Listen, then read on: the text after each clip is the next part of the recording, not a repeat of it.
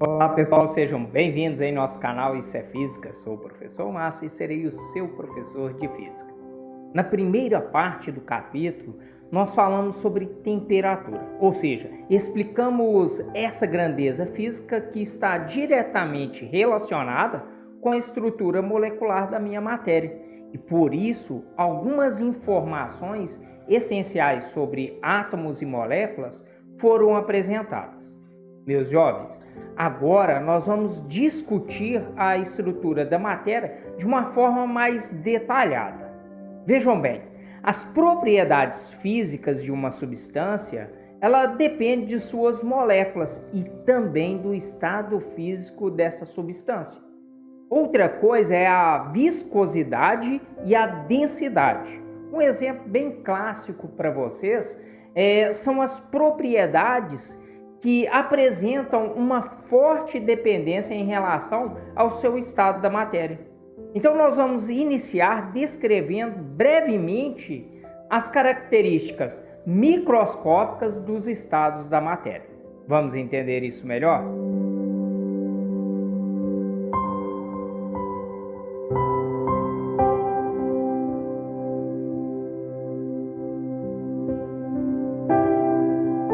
Vamos iniciar falando da estrutura molecular dos sólidos. Sendo assim, essas moléculas elas vibram em torno de posições fixas. Outra característica é que elas possuem forma e volumes definidos e apresentam baixa capacidade de dilatação térmica, ou seja, em geral, elas suportam os esforços de compressão, tração e etc. Melhor dizendo, os sólidos são resistentes ao esmagamento, pessoal.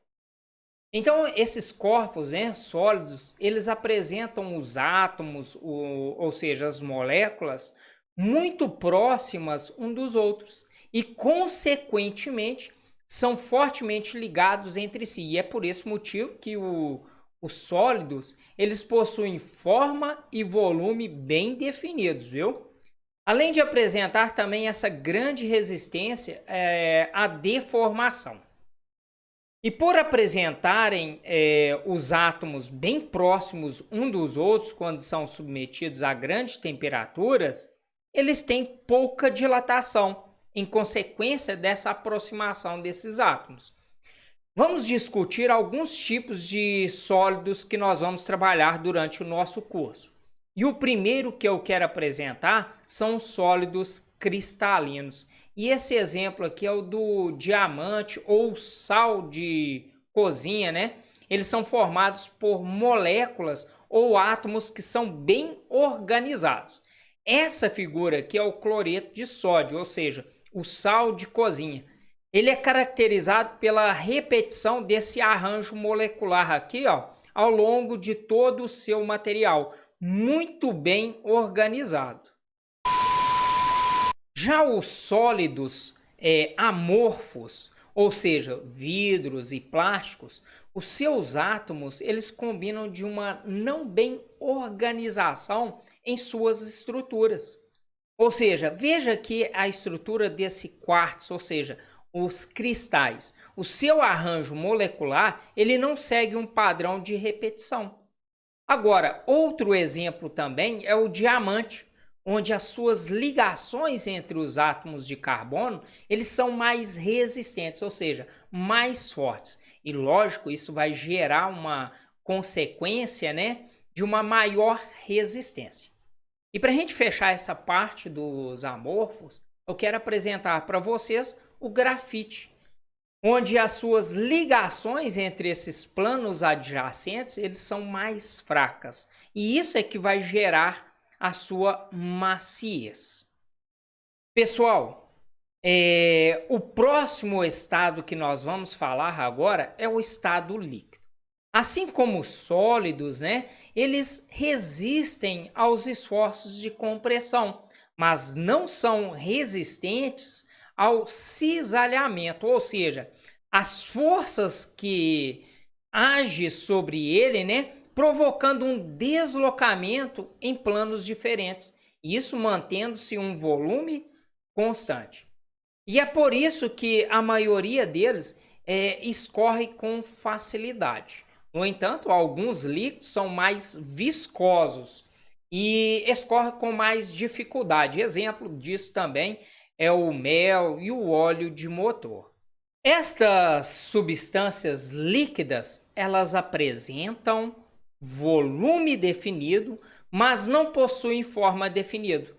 Quando um líquido ele é transferido de um recipiente para o outro, o seu volume se mantém constante, não muda. Isso é um fato, né? Mas a sua forma se modifica, preenchendo o novo recipiente do qual ele vai ocupar. E outra coisa é nos líquidos, as moléculas elas ficam mais afastadas do que o grupo de moléculas que constituem os sólidos. Veja aqui a diferença entre o líquido e o sólido. O líquido também ele suporta, né, muito bem a compressão, ou seja, você pode esmagar o líquido neste exato momento que você vai perceber que não consegue de uma forma satisfatória isso, né? É lógico que é por uma situação hipotética, pessoal. G de jaca. Como? G de jaca. Temos também os gases. E a interação intermoleculares praticamente já não existe. Ou caso existam, eles são muito fraquinhos. Então o gás ele ocupa todo o volume do recipiente que contém e com uma fraca ou nenhuma ligação atômica ou molecular.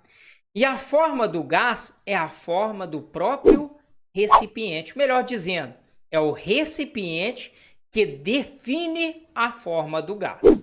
E lembrando que o gás também, pessoal, ele não possui um volume fixo. Isso é um fato, não é isso?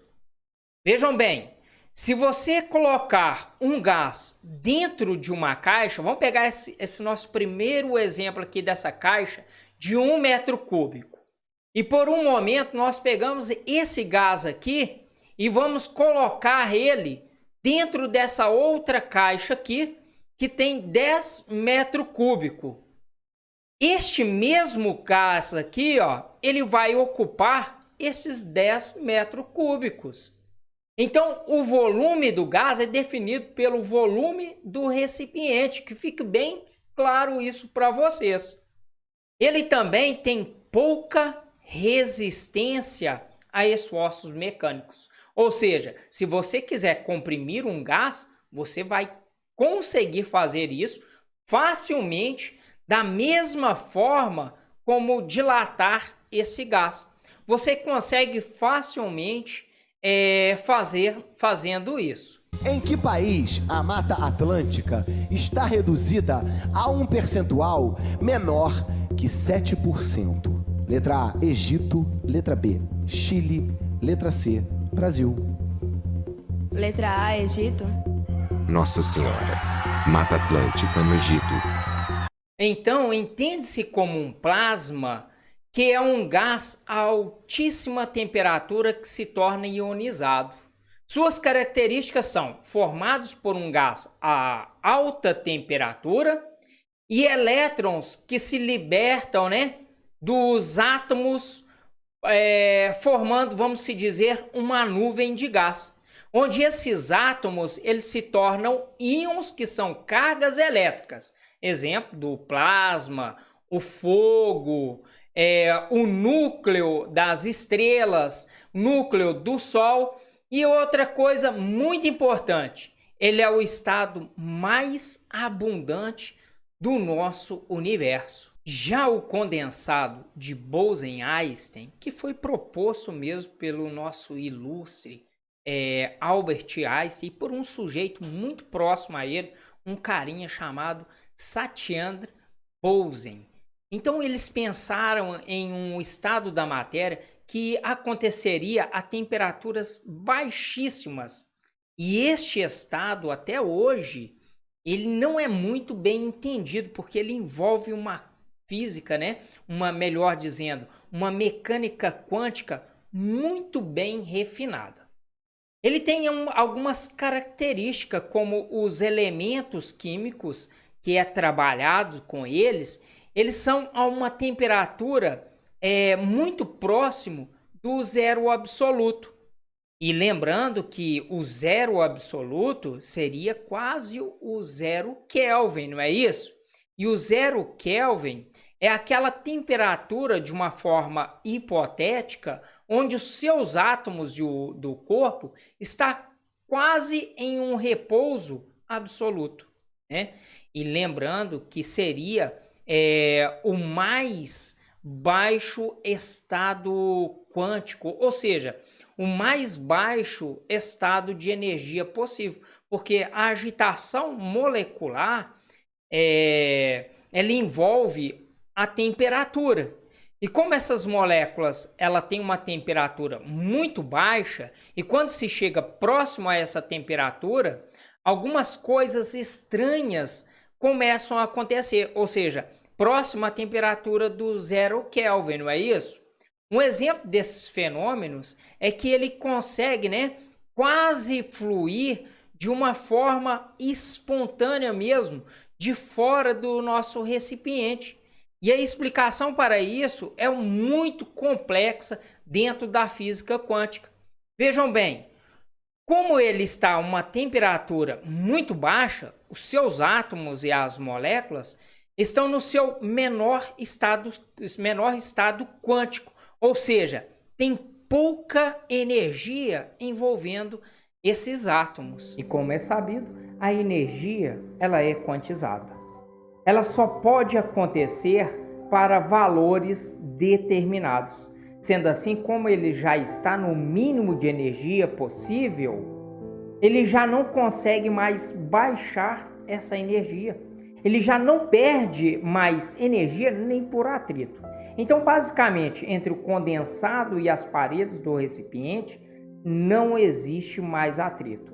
Logo, as forças de adesão dessas moléculas do condensado com o recipiente são mais intensas e, consequentemente, ele acaba subindo pelo recipiente. Seria uma coisa até muito estranha mesmo, pessoal. Este primeiro condensado ele foi produzido em um laboratório em 1955. Vejam que é bem recente para a ciência, ok? E usando um rubídio a 170 nanokelvin. E lembrando que nano é expoente menos 9. Logo, esta temperatura seria de 0,000000170 Kelvin. Veja que é uma temperatura extremamente baixa. Meus jovens, chega o final dessa aula, espero que tenham gostado, né? Uma aula bem interessante, onde nós falamos sobre as 5 estados físicos da matéria, 3 bem conhecidos por nós, às vezes 2 desses, que é o plasma e o condensado de Bose-Einstein, acredito eu que seja uma novidade para alguns. No mais é isso, meu grande abraço, não se esqueça, deixa aí o seu like, se inscreva em nosso canal. E até a nossa próxima aula e fique com Deus.